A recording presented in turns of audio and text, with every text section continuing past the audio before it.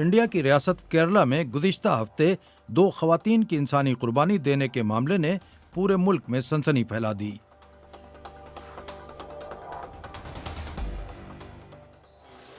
டெய்லியும் ஃபோன் பண்ணிவிடுவாங்க அம்மா, எவ்ரிடே டெய்லியுமே 7 to 8 o'clock ஃபோன் பண்ணிவிடுவாங்க। 26th அன்னைக்கு फ़ोन பண்ணல। சரி என்னவோ அப்படின்னு माँ हमें रोज़ाना फ़ोन किया करती थी।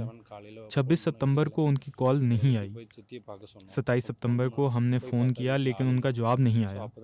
हमारी आंटी ने बताया कि हमारी माँ घर पर नहीं है। तब जाकर हमें समझ आई कि माँ लापता हैं। हमने उसी रात गुमशुदगी की रिपोर्ट दर्ज कराई।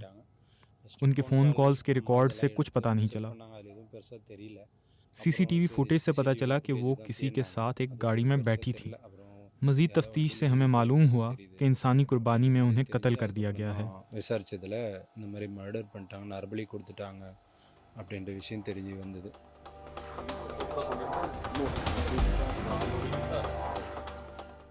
जब पुलिस ने उनके जिस्म के टुकड़े खोद कर निकाले तो पंचायत की लीडर हुकूमत की तरफ से गवाह के तौर पर वहीं मौजूद थीं।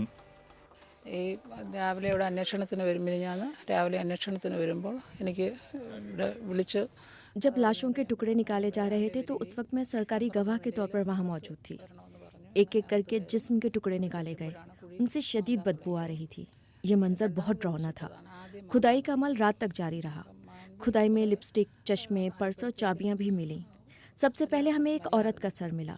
जब मुल्जिमान से जिस्म के दूसरे हिस्सों के बारे में पूछा तो उन्होंने दूसरे गढ़ों की तरफ इशारा किया।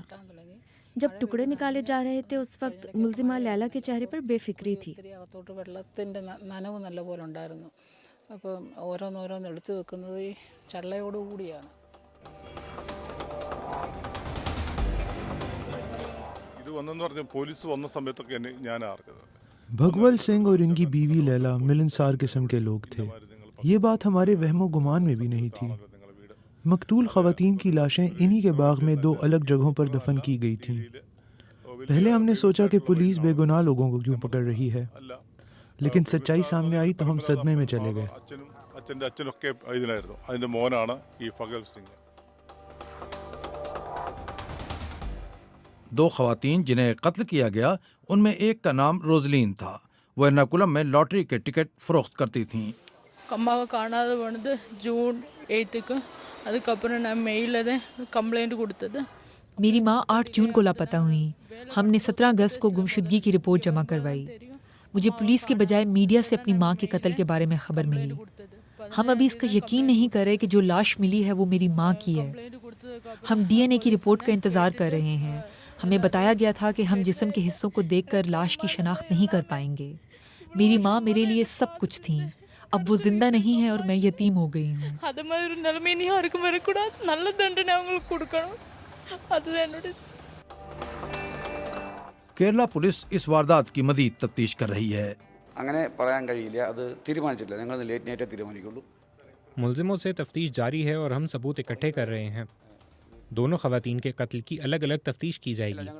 हम ये भी पता कर रहे हैं कि कहीं उन्होंने इंसानी कुर्बानी के लिए और लोगों को तो कत्ल नहीं किया। ഞങ്ങൾ വെരിഫൈ ചെയ്യും। ഞങ്ങൾ കുറേ റൂമേഴ്സ് വരുന്നുണ്ടല്ലോ, എല്ലാം കളക്ട് ചെയ്തിട്ട് ഞങ്ങൾ വെരിഫൈ ചെയ്തുകൊണ്ടിരിക്കുന്നു। तफ्तीश से रोज़ाना कुछ नए इंकशाफात हो रहे हैं। इंसानी कुर्बानी की इस वारदात ने केरला ही नहीं पूरे मुल्क को हिला दिया है।